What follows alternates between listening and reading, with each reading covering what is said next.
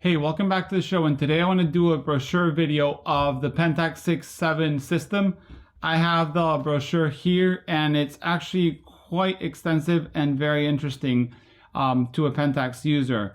So here is the front page, as I said, of the Pentax 6x7. There was a different variation. There was a 6x7, then 6x7 MLU, and then 6.7 and 6.7.2. This is the 6.7, as you can see in the picture. Talks about the different system and what it was like. It was like a big 35. Shows pictures of details depending on if you're shooting 35 or if you're shooting 6x7 to show you how much more resolution and you know how much it can resolve details. A combination of large image area and in ideal format means quality results.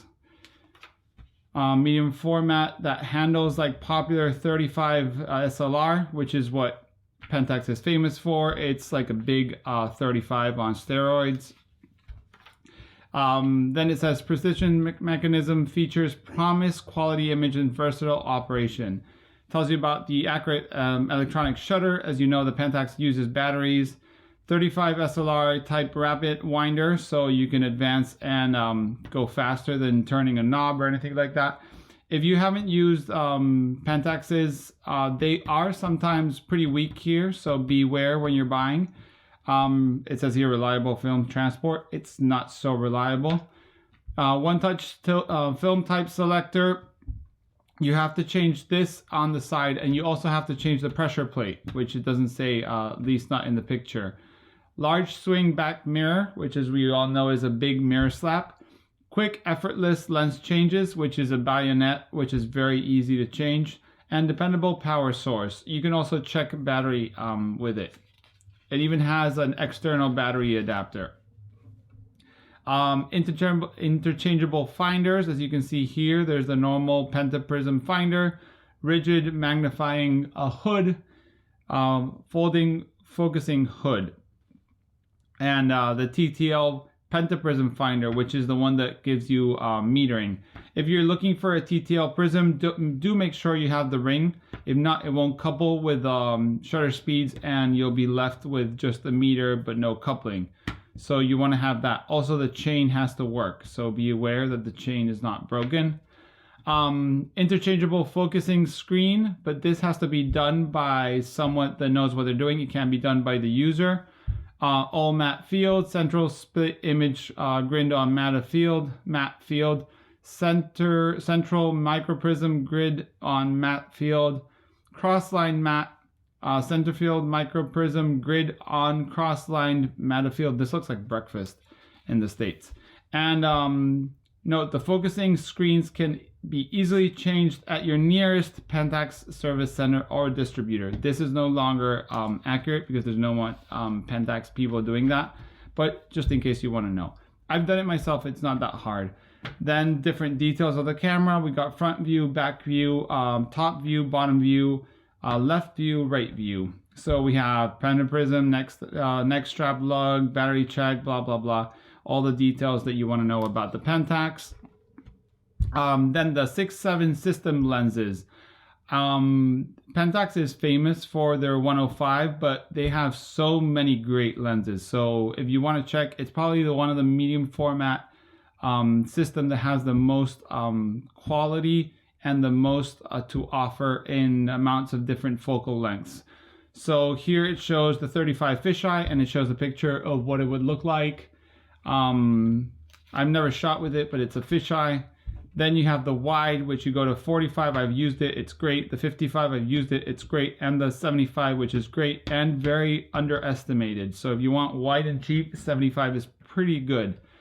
Then super eyes for the superb camera standard lenses. The 90 f2.8, which is not so famous, and the famous 105 f2.4.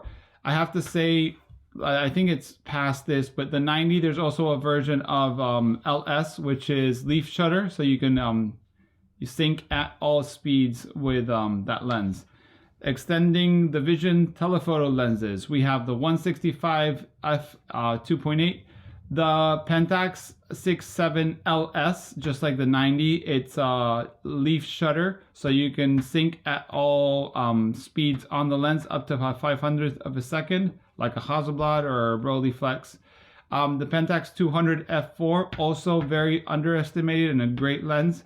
The 300 f4, the 400 f4, the 500 5.6, and then you have the rare converters f2x and 1.4x.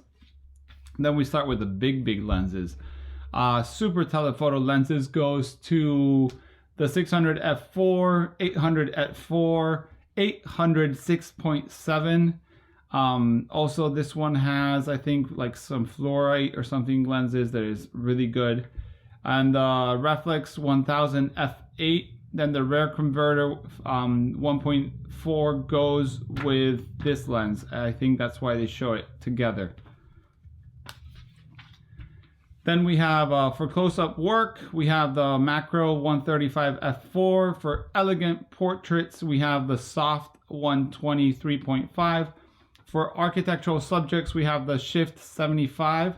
I have this lens and I have to say it's superb, but I really don't like that you can't turn the Pentax sideways easily to level it. So it's a major pain if you're shooting instead of landscape orientation on portrait orientation.